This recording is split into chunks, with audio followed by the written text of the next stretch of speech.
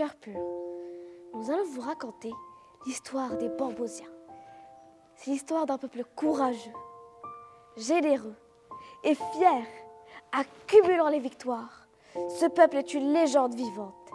À Bambos, un pays merveilleux, envié par la splendeur et la richesse de sa nature. Le secret du bonheur des Bambosiens réside dans la clé du temps. Une clé héritée de leurs premiers aïeux. Ils devaient la garder jalousement dans le vieux musée de Bambos. Cette clé, c'était ce qu'ils avaient de plus précieux. C'était l'âme de Bambos. Ils ne devaient jamais la perdre. Malheureusement, le bonheur est éphémère. Non loin de Bambos, près de cette terre sacrée, vivait un être féroce nommé Arlumétain. Il avait le corps d'un monstre et l'âme d'un diable.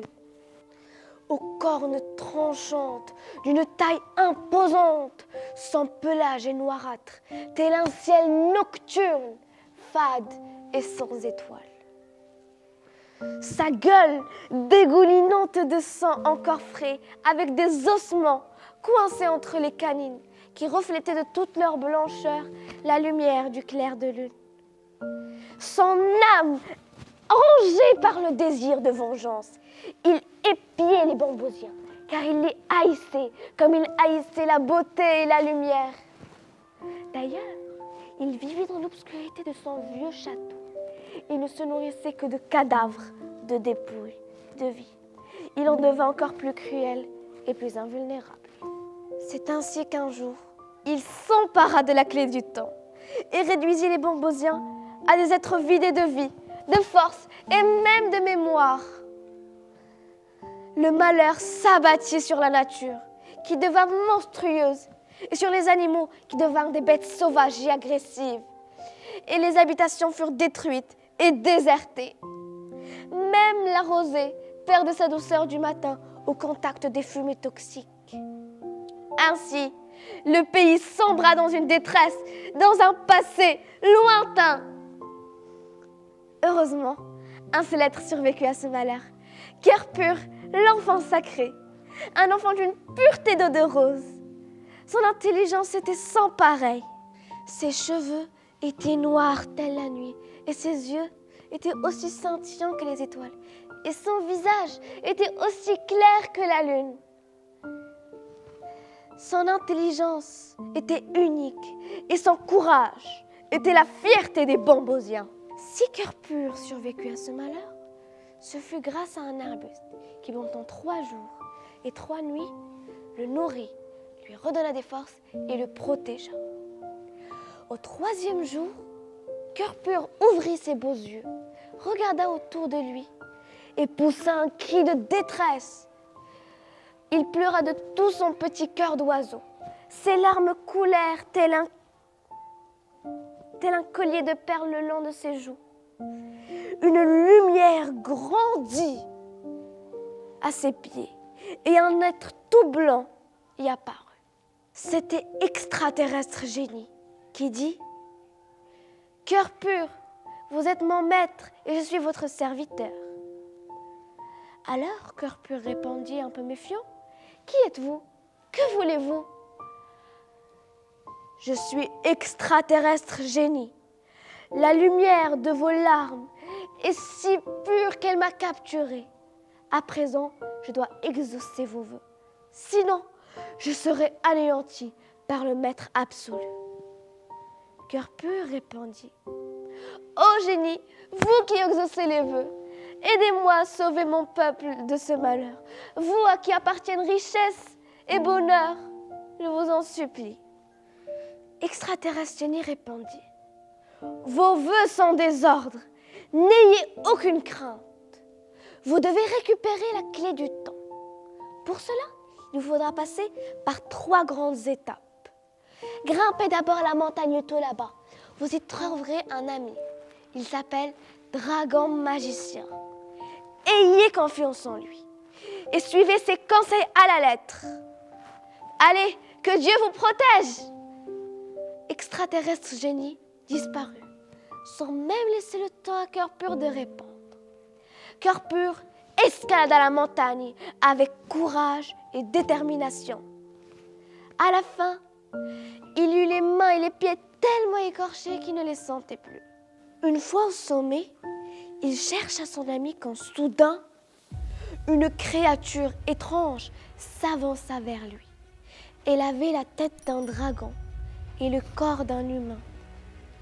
Sa respiration résonne, ses yeux étaient jaunes et ses pupilles noires, noirâtres, qui se combinaient parfaitement avec ses écailles qui le sentent davantage.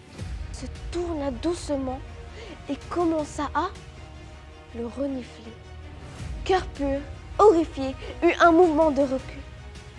Puis, une voix douce comme le miel d'un air angélique jaillit, se fit entendre. C'était Dragon Magicien. Cœur pur se sentit comme enveloppé d'un doux nuage maternel. Dragon Magicien répondit: Non, Cœur pur, la laideur de mon corps ne doit pas t'effrayer, car je viens t'offrir la beauté de mon âme. Je suis ton ami, on a dû te le dire. Cœur pur rassuré répondit: Oui, Dragon Magicien m'a parlé de toi. Je suis content de te voir. Dragon Magicien dit: Bien, nous n'avons pas de temps à perdre. Nous devons aller à la Maison Blanche du sorcier président. C'est lui qui détient la pierre bleue aux allures magiques. Elle nous permettra de trouver le message magique. Elle détient aussi des pouvoirs maléfiques qui peuvent tout détruire, ne laissant que cendres et malheur.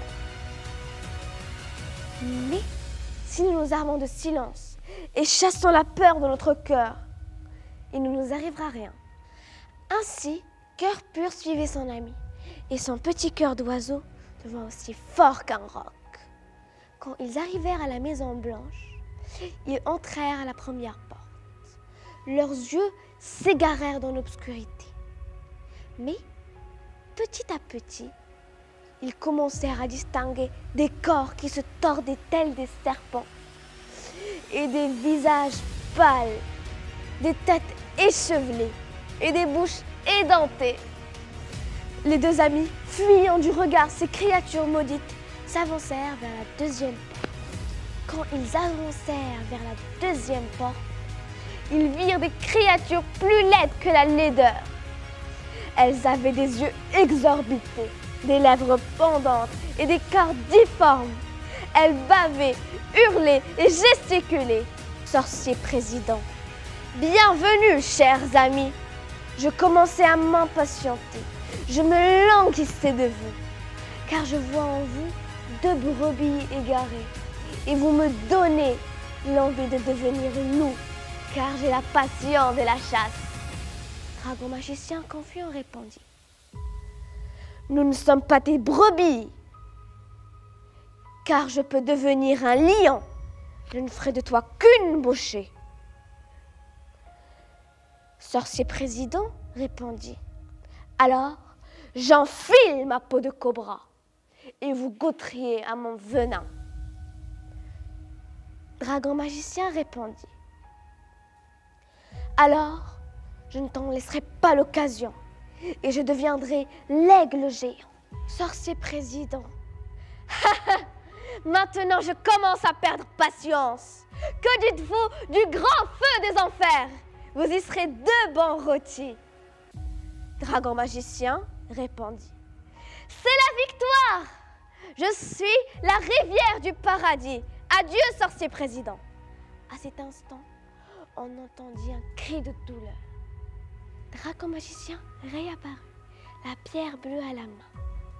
Il se dirigea vers la sortie et dit: Sortons vite, dit-il, sortons vite. Il se dirigea vers la plage où il jeta la pierre bleue à la mer. Cœur pur, étonné, lui dit: Pourquoi tu l'as jetée? Pourquoi tu l'as jetée? Dragon Magicien disparut. Cœur pur le chercha des yeux, puis l'appela vainement: Dragon Magicien, où es-tu? Reviens, reviens, j'ai besoin de toi, je ne sais plus quoi faire. Ses yeux brillèrent de belles larmes. Ne pleure jamais un ami, garde-le plutôt dans ton cœur. Ça lui fera beaucoup plus plaisir. J'ai le message. Je ne te le dirai qu'une fois, alors ne l'oublie pas. Cœur pur se tourna en direction de la voix et vit une belle baleine. Il lui dit « Qui es-tu et que veux-tu » La baleine répondit « Je suis Robot-Baleine. J'ai le message, écoute-moi bien. La clé est dans un livre saint, dans un endroit saint où ne rentrent que les gens saints. Pour l'ouvrir, pense aux paroles qui commencent une prière et à celles qui l'achèvent. Adieu, bel enfant. » La baleine disparut dans la mer. Soudain, un être horrible apparut. C'était Ogre Général qui dit « Cœur pur, je suis ton ami, je viens t'aider. Un endroit saint où ne rentrent que les gens saints. C'est la salle de bain ou bien le bar mort. » Cœur pur, non, tu n'es pas mon ami. Laisse-moi réfléchir.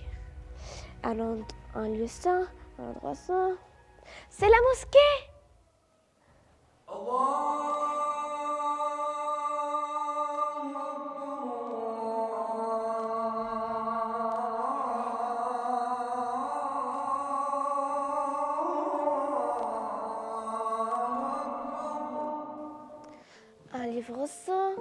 Un livre saint, c'est le Coran.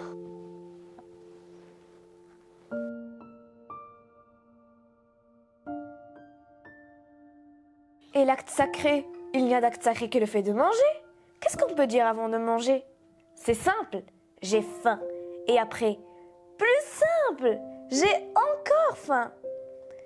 Cœur pur répondit, arrête de me tromper. Un acte sacré, c'est la prière. Et pour commencer une prière, on dit « Au nom de Dieu ». Et pour l'achever, « La paix soit sur vous ». Cœur pur courut vers la mosquée, chercha le coffre et récita les paroles. « Ça y est, je l'ai trouvé, j'ai la clé, merci mon Dieu !»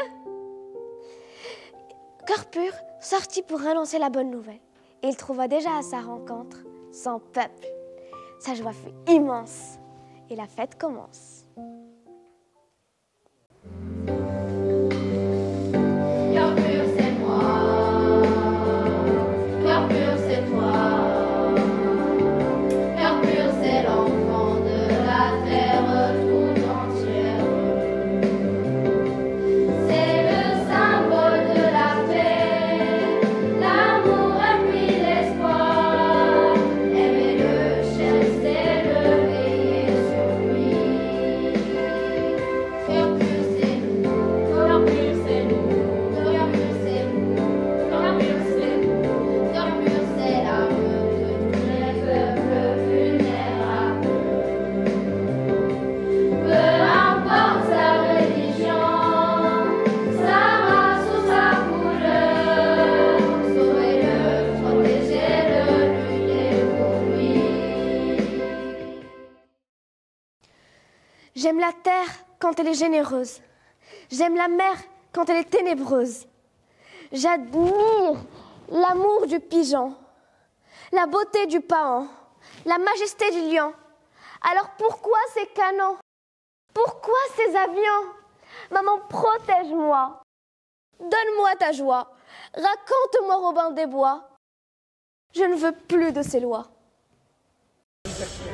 ما بيقدروا عرجالنا بنتقموا من الولاد والله ما نترك دارنا احنا اهل البلاد ما بيقدروا عرجالنا بنتقموا من الولاد والله ما نترك دارنا احنا اهل البلاد معلش كله فدا فلسطين معلش لو سالت دموع العين معلش تحت القصف واقفين معلش احنا اللي منتصرين معلش كله فدا فلسطين معلش لو سالت دموع العين معلش تحت القصف واقفين معلش احنا اللي منتصرين